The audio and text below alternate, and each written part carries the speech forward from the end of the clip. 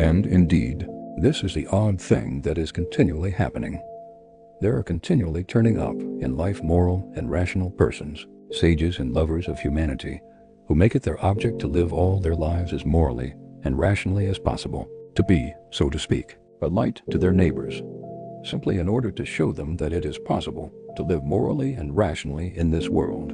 And yet we all know that those very people sooner or later have been false to themselves, playing some queer trick, often a most unseemly one.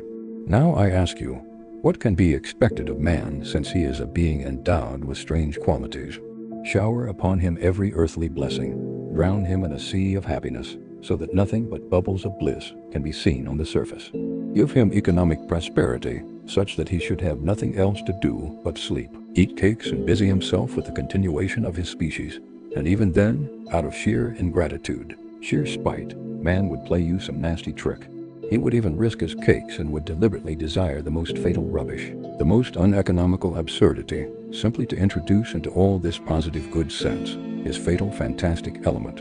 It is just his fantastic dreams, his vulgar folly that he will desire to retain, simply in order to prove to himself, as though that were so necessary, that men still are men and not the keys of a piano, which the laws of nature threaten to control so completely that soon one will be able to desire nothing but by the calendar.